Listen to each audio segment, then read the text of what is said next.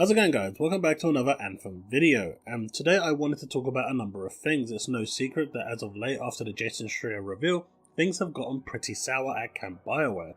Bioware did come out with a proper response after their initial hasty response explaining why they said what they said. I wanted to go over that a little bit, and I want to see what's next for Anthem and what we've got to look forward to and how Anthem can change things up, as well as upcoming patches. So with that said, if you find this useful, a like would be greatly appreciated. Don't forget to subscribe, hit that bell, and don't forget to share.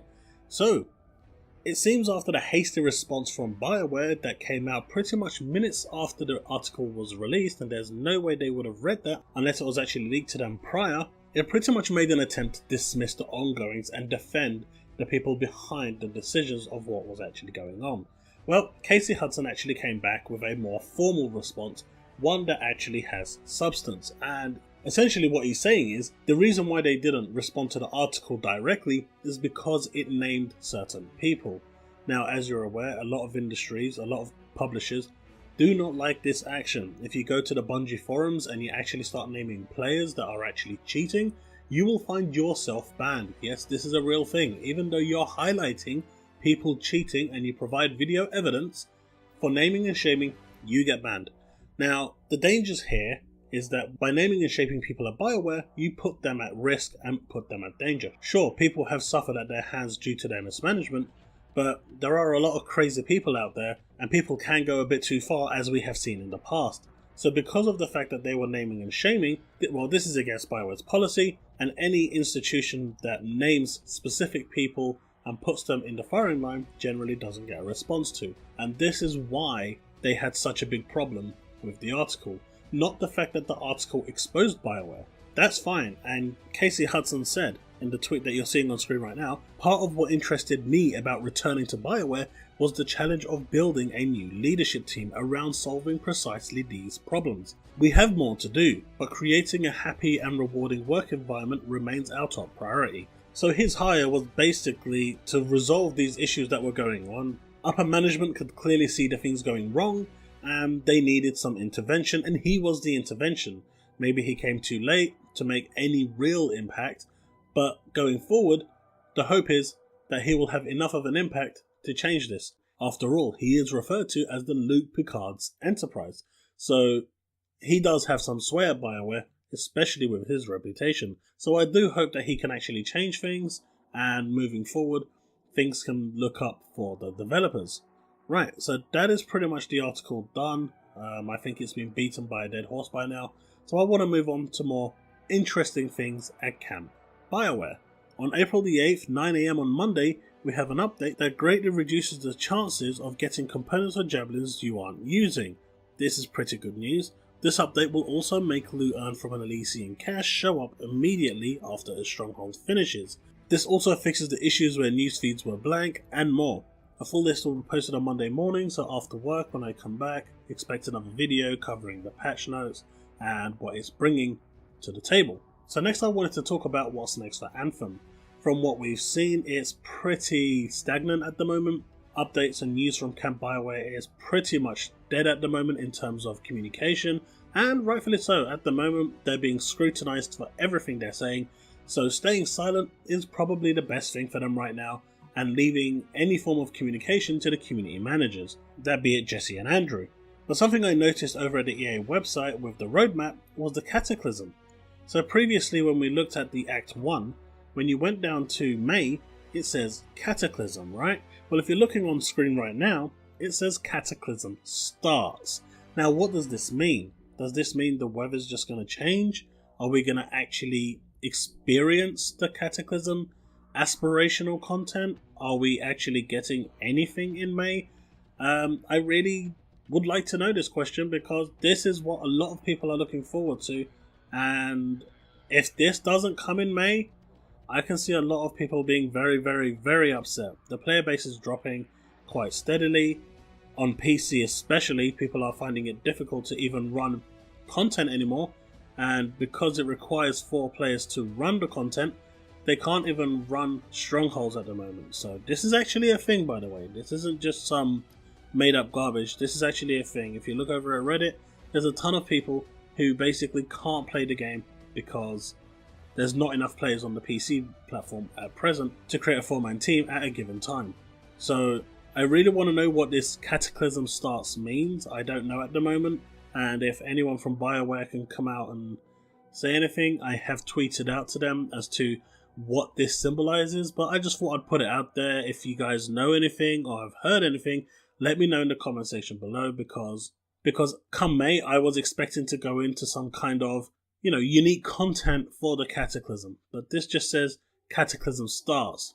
So does this mean that it's gonna appear in June? July? I mean, when are we supposed to see the full effect of the Cataclysm, and what is it?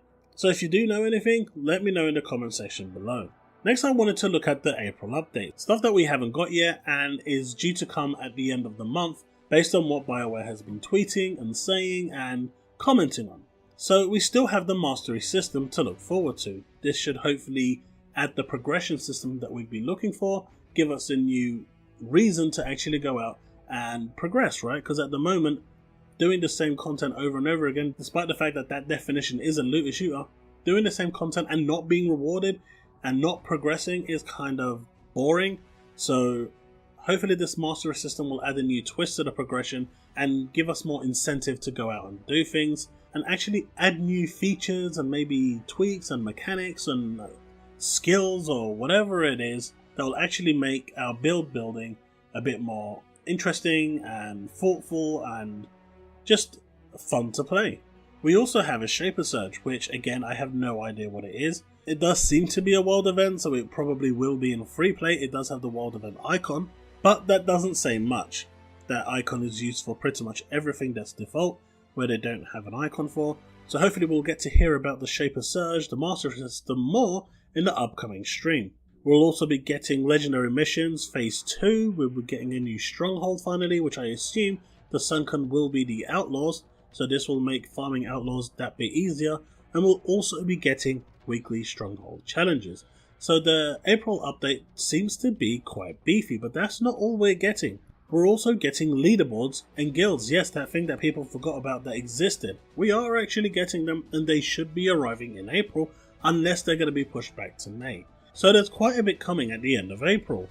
You have the Mastery System, Shaper Surge event, Legendary Missions Phase 2, which will add the rest of the missions. You have the Sunken Stronghold. You have weekly Stronghold challenges, which I hope will reward you with something. Maybe a guaranteed legendary item? That would be really awesome, right? And then you have the leaderboards and guilds, so you can now build stuff, and hopefully the way they do the guilds is a bit like how they do it in the Division, where the more you play, you can actually reward the whole clan with like a legendary cache that opens a legendary item. So who knows? Maybe stuff like that can still happen in the world of Anthem, right? For the people that say that there's nothing coming in Anthem, Anthem is dead, there's no reason to play this game, there's every reason to play this game.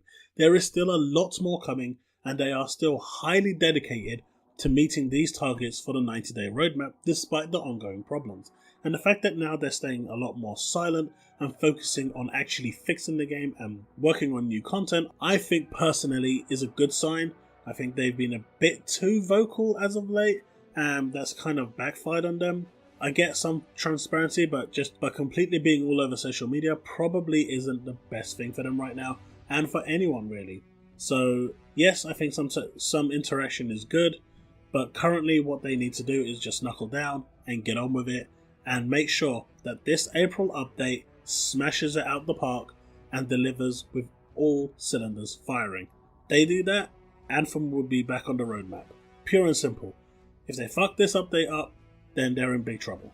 And to give you an idea of where things are going, Jesse released a 4-part tweet. It reads, "Before the weekend hits, I wanted to give a quick update to the Anthem game community. The team is still working on the next big update, which is pretty much the stuff I've talked about, including new content that we announced on the roadmap. Basically the Master System, the Sunken Stronghold, and so forth. We are also working on smaller updates to fix some recent issues, including Elysian caches not showing the rewards you got right away. Well, this is something we've already covered. Loot dropping for javelins you aren't currently using, we covered this at the beginning of the video. The newsfeed not showing up properly, we've also covered this in the video." He also goes on to say, "I'm also working on the next livestream, which may be delayed a bit off the 2-week cadence which we've been going with. I really want to show everyone the new content we're working on, but I also want to make sure it's ready to present. He finishes by saying, lastly, we're still working to address a lot of the reports we've been getting on players not being able to complete challenges, missing percentages on items, which is a visual bug, not an actual bug, and more. Stay tuned for more updates next week. Now this was done on the 29th of March, so it's about a week away, so things are rapidly moving. But ultimately we have a lot of content coming at the end of April, the Master System, which we still don't know much about, at least I don't know much about. I mean, they have said it's a progression system, so maybe we get that pilot system that they were talking about, where you could upgrade different stats of your pilot that will ultimately affect the overall power of your javelin and give it that much needed customization RPG element. The Shaper Surge could be absolutely anything. It could be what we had during the demo on the final hours, or it could be something astronomically different. I just hope it's not another Insurgent of Titans. Please no. But one thing the Shaper Surge has to do is make it rewarding. I'm not saying it has to guarantee legendaries, but the drop chance during these events has to be huge. It has to be at a point where people will want to sign in and do it, because honestly right now people can't even be bothered to sign in to do the Elysian caches because of how much filler there is. And considering now there's reports that there are items in the caches that shouldn't be there, and actual items on the list that's in the Fort Tarsis that isn't on there, is really sad to see. So as of right now, you got a 40-day limit for the Elysian caches. They should just make away with that 40-day limit. They should just leave it there and update the list of items with each patch, so people have something to work for, to look forward to come on and sign in for. Making it a timed event is never a good thing, and I despise it personally. It de-incentivizes me to actually do the content. I like to play my own time. I don't like people dictating how I play the game, and it's one of the main reasons why I stopped playing Destiny, because everything was, you have 1 week to do this, you better do it now or you lose it forever. Just look at the 3 catalysts from the faction, right? They're gone and they still haven't come back to the game, and it's been, what, 3 months? And these are really massive catalysts. I had to work my ass off in that week to get them. Did I enjoy doing it? No, I really hated it because it forced me to do nothing but that content. And I don't like games that do that. And that's one of the big reasons why I stopped playing Destiny. And I hope Anthem doesn't follow that trope, because forcing people to do set content in a set time is just bad. There's no reason why the Elysian cache cannot remain there indefinitely and just update the loot pool. So those people that have already got their 160 items, when the new stuff come along, you'll only get the new items that come along. You know, or they could make it an Elysian cache too, so you use a different key for a different loot pool. Why not? Absolutely, why not? So new players that come in can still enjoy this aspect of the content, and current players can enjoy both this content and the new content. It's a win-win situation. People want to be rewarded, right? So hopefully that will change. But we have the weekly stronghold challenges, the actual new sunken stronghold, which I'm looking forward to.